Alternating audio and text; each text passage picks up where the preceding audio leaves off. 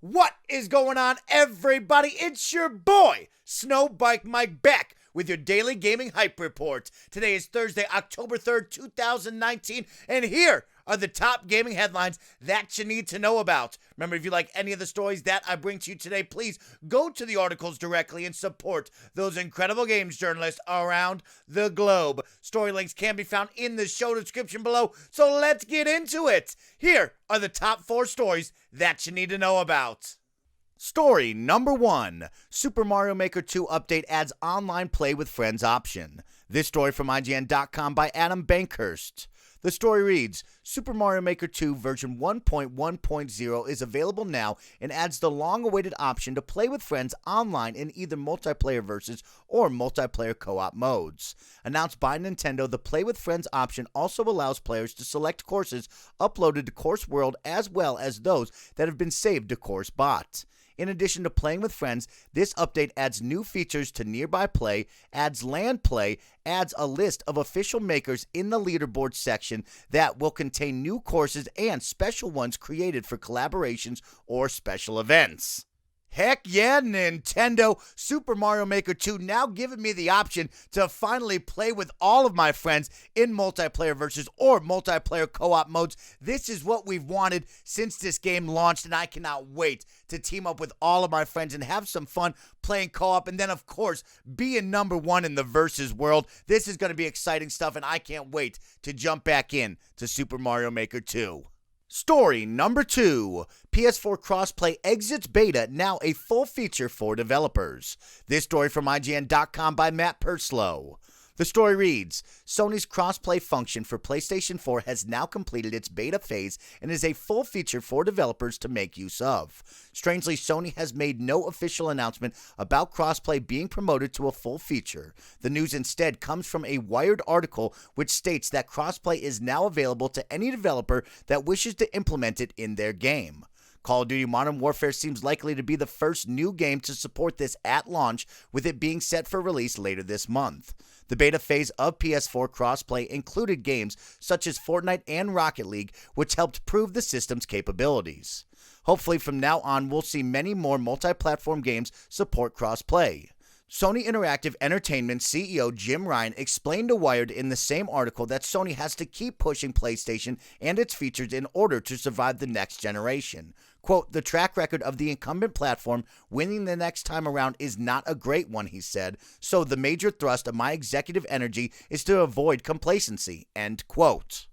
All right, this news article is something to get hyped about. Congratulations to Sony and PlayStation for exiting its cross-play beta and now making it a full feature for all developers to be able to implement into their game. Of course, Call of Duty Modern Warfare launching later this month is going to launch day and date with cross-play on all of your major platforms, which is going to be so much fun and really bring the community together so we all can squad up, we all can play together, and I cannot wait for Sony to implement this in all their upcoming PlayStation games, and it's a big one for them. They are leading the console race for this generation as they come to the end of the PlayStation 4 life cycle and look to PlayStation 5 and the future. They got to implement cross-play into their games and into their systems because that will keep them on top. A lot of people don't want to go to another console. They want to stick with PlayStation. So if they offer crossplay, it only gives all the gamers a big win. And of course, it helps the developers out so much. So congratulations to Sony.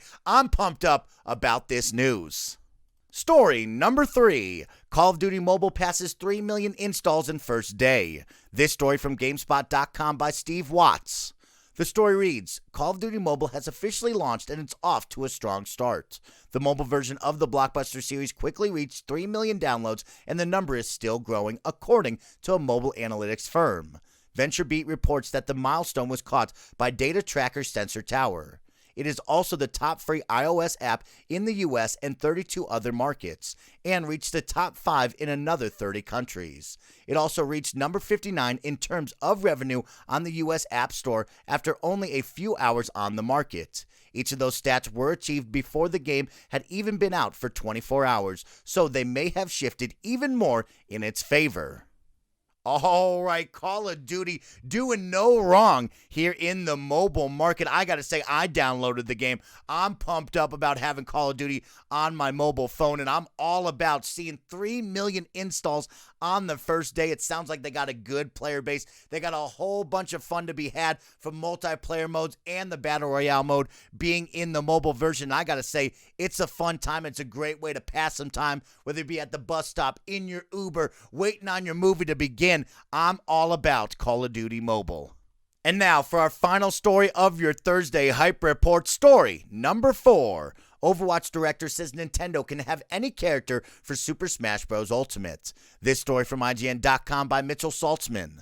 The story reads, Jeff Kaplan, vice president at Blizzard Entertainment and lead director of Overwatch, is quite empathetic about letting Nintendo and the Super Smash Bros. Ultimate development team use whatever character from Overwatch they'd like. Speaking to IGN in a recent interview, Kaplan said when asked what Overwatch character he'd like to see guest star in Smash Bros. Ultimate, quote, to the Smash Brothers team, whatever character you want, we love them all. They're all our babies. You can have any single one of them. We have 31 to choose from, end quote. But if he had to pick one, Kaplan said he'd have to choose Tracer. Quote, Tracer's our girl. Tracer's our mascot. She'd be my first choice, he said. There's a lot of great runners-up. I think a lot of people can immediately see Doomfist gameplay applying to Smash, but if it were up to me, I'd like to see Tracer, end quote.